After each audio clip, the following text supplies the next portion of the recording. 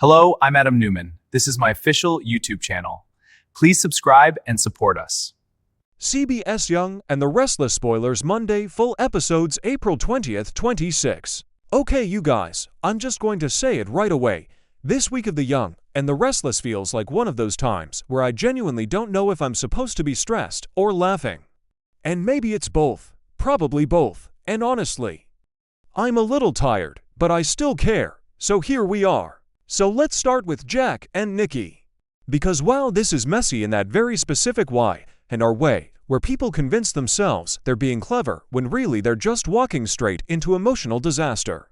And yes, I get it. I get why they're doing this. They're hurt. They're angry. They feel pushed aside by Victor and Diane. Fine. But deciding that the ultimate plan is to make their partners jealous? Really? That's where we are now. And I sat there watching this unfold thinking, okay, maybe this is just them venting. Maybe they won't actually go through with it. But no, the tone says otherwise. They're serious. Or at least serious enough to be dangerous. And let's be real for a second, Victor Newman does not play games at this level. If you try to poke him emotionally, he doesn't get jealous, he escalates. Always escalates. So what exactly did Jack and Nikki think was going to happen here? And then of course, Victor walks in. Timing. Perfect as always, and the vibe shifts immediately. You can almost feel Jack bracing for impact, because every conversation between him and Victor now feels like a slow-motion car crash we've all seen before, but can't stop watching. And just when you think it can't get more uncomfortable, Diane walks in. And this is where I had to pause, because Diane's siding with Victor. Saying Victor understands Jack's character better than she does. That's not just a slap, that's a full emotional demolition. And part of me thought, okay, she's hurt, she's lashing out, this is temporary. But then another part of me, maybe the more cynical part, went, no, she means it. At least in that moment, she really means it. And Jack looks genuinely shaken.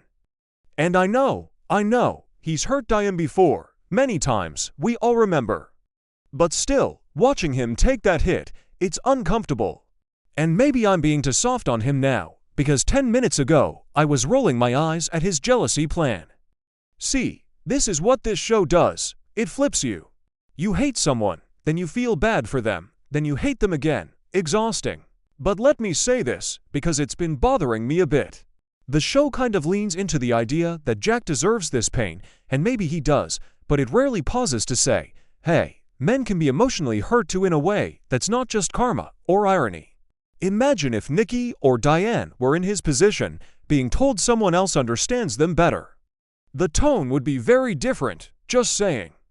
Maybe I'm overthinking it, but it stood out. Anyway, that whole situation is a powder keg. Jack and Nikki playing with jealousy, Victor ready to go nuclear, Diane aligning herself with the one person who will absolutely use her anger as a weapon. Yeah, this is not ending quietly. Not even close. Who actually believes this ends well? No one, not one viewer. And then we jump to the Las Vegas chaos, and I swear to you, this is where the show completely loses its grip on logic and just runs. Runs straight off the cliff and expects us to follow. So Matt locks Adam and Nick in a storage room and takes their phones. Okay, fine. Basic villain move, I can go with that. But then we find out there is a phone in the room, a working phone. And Adam uses it to call Chelsea. Let me repeat that. There is a phone in the room. So Adam calls Chelsea. Great. She comes to help. Also great. But then the story immediately pivots into Adam and Nick worrying that they can't warn Sharon. And I'm sitting there like, what do you mean you can't warn Sharon? You just used a phone. There are more phones. Chelsea has a phone. The hotel definitely has phones. Phones everywhere. This is not 1985. And I tried to give them the benefit of the doubt. Maybe there's a reason. Maybe the line gets cut. Maybe something happens. But no, the worrying just kind of exists. Like the writers need it to exist, so it does. And honestly, it's kind of funny. Not intentionally funny, but funny. And then Matt grabs Nick's phone and sends that message to Sharon. The classic bait. Come to Vegas if you want to see justice. Sure, very dramatic. Very villain speech in text form. And of course, Sharon takes it seriously. Of course she does. Because Nick is missing, emotions are high, everything feels urgent. But here's the part that made me groan out loud. She doesn't call anyone to double-check, not Chelsea. Not Adam, not even a quick "Hey, is this real?" Just straight to Vegas. And Noah goes with her, which emotionally makes sense, I guess, because he's worried about his dad. But still, no one pauses for 5 seconds to verify anything? And I get it, I really do. If they acted logically, we wouldn't have a story. I've been watching soaps long enough to accept that. But there's a difference between heightened drama and just ignoring obvious solutions sitting right in front of the characters.